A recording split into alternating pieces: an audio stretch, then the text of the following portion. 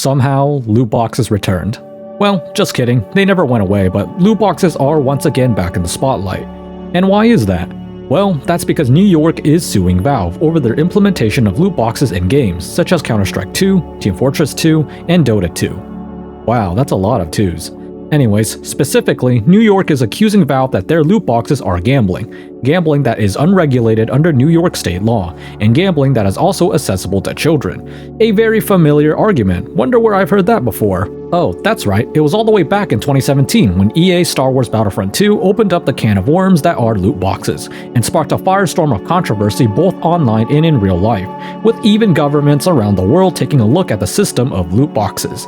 And while most countries dismissed loot boxes as not constituting as gambling, and any drafted legislation didn't go anywhere, and I'm going to say they made the wrong call, there were countries such as Belgium and the Netherlands that passed laws that either outright banned loot boxes or are now heavily regulated under their existing gambling laws. And now, here we are, 9 years later, talking about loot boxes again. And I like Valve and all, but New York is making the right call here. So, why exactly does New York believe that Valve's loot boxes are gambling? Well, straight from New York's official complaint form, they state, in Valve's games, gambling takes the form of a virtual container known as a loot box. Loot boxes are not part of regular game activity, but are ancillary attractions that users can engage in when they are not playing the game. For most loot boxes, Valve charges users for a key that opens the loot box and awards the user one of several dozen virtual items. The virtual items have no impact on gameplay. Instead, they are used to decorate users' weapons and characters as a display of status and affluence to other game players. Despite having no in-game functionality, these virtual items can be extremely valuable, with the rarest items worth thousands of dollars. Games like CS2 and TF2, I'm going to be talking about these two because I'm the most familiar with them, do indeed have exactly this.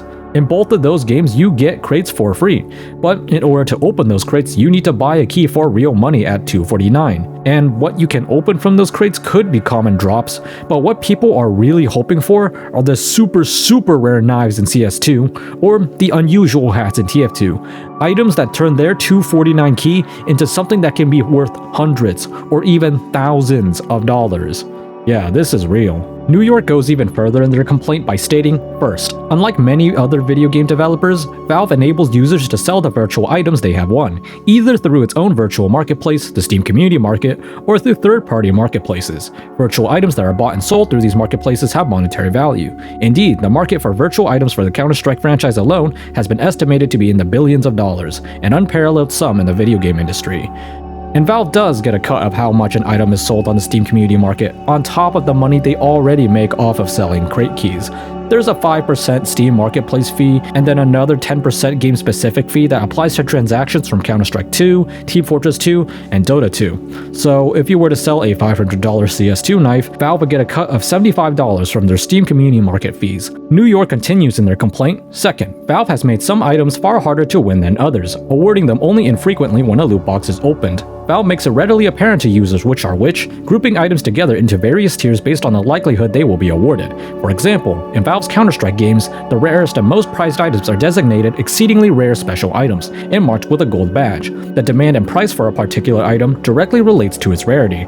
Nearly every user who buys a key and opens a loot box receives a virtual item that is commonplace and worth only pennies, far less than what they spent to open the loot box.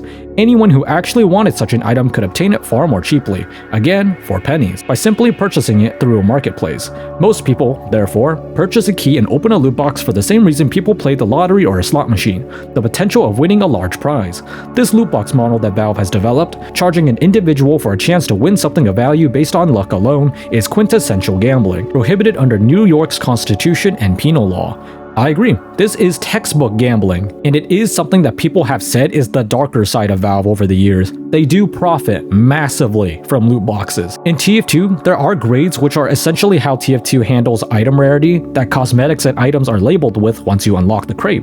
You spend $2.49 on a key, and you will likely get a mercenary grade item, which is the most common rarity, and likely is worth far less than the money you spent on the key.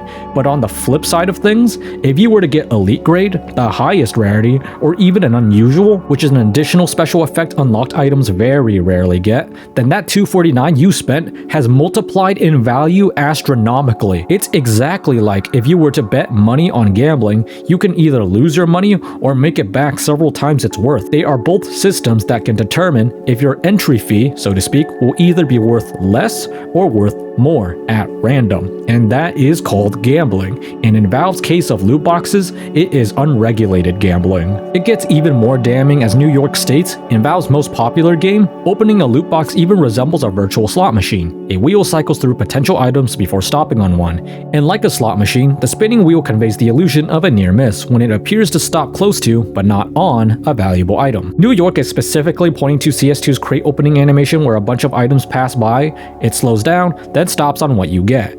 And New York is exactly right. It is just like an actual slot machine, and slot machines are of course gambling. Valve definitely isn't looking good here. Furthermore, New York states in their complaint that loot boxes, like other forms of gambling, can lead to addiction and result in real harm. But Valve's loot boxes are particularly pernicious because they are popular among children and adolescents, who are lured into opening loot boxes by the prospect of winning expensive virtual items that convey status in the gaming world. Research has shown that children who are introduced to gambling are at a significantly higher risk of developing gambling addictions later in life. I know that there is a lot of garbage from governments and politicians nowadays that they're doing it for the children, and we know it's a big joke and a blatant lie to obscure their ulterior motives. But New York is right on one thing, that loot boxes do give children what seems to be a textbook example of a gambling addiction. There are plenty of stories on the internet of children blowing a ton of their parents' money opening up crates or whatnot. The thing is though, is that if New York was truly doing this because they're against loot boxes, it's promoting gambling to children, then they would have passed laws banning or restricting them years ago. Most mobile games have what I consider to be gambling. Gacha games have what I consider to be gambling. And both of those games have far bigger audiences that are mostly children, and those games rake in much more money than Valve does. But yet New York is going after just Valve only because Valve is the biggest company they can target. And I'm not saying all of this to downplay or minimize Valve's promotion and profiting off of loot boxes. I'm just saying that New York isn't actually doing this for the children. This feels like a shakedown. New York just wants more revenue. States do make a lot of money off of gambling by taxing it, requiring big fees to be paid, or through issuing fines to those that violate their gambling laws. So, if Valve were to lose this case, and I think they will because there's almost no wiggle room here, then Valve will have to comply with New York's gambling laws. Valve will first have to pay restitutions and fines in the millions of dollars most likely. Then, Valve will be forced to have some kind of age verification if they want to keep loot boxes in their current state and prevent children from being able to buy keys. But how that would work, I have no idea. Valve may also be forced to show percentage rates for their loot boxes, which a lot of games already do, but most importantly, Valve will have to pay taxes and fees on whatever revenue they make off of selling crate keys, because under gambling laws, the state will need to get a cut of the revenue so that they can use that money to fund public services. This also sets a precedent. If loot boxes are now considered gambling, then states may start passing laws that classify loot boxes in games as gambling that must be regulated, not just in Valve's games, but all games. They may also take a look at gambling in games that don't take the form of loot boxes, such as gacha games for example, and states or individuals may make a case based off of that. I like Valve and all, but this was a long time coming. I don't like that New York is doing this just to bolster their state revenue, but I do think that this is a pro-consumer move. Enough is enough. Loot boxes and gambling in games have gotta go. But I would love to hear what you guys think in the comments down below. Thank you for watching. If you learned anything, please like and subscribe, and I'll see you all next time.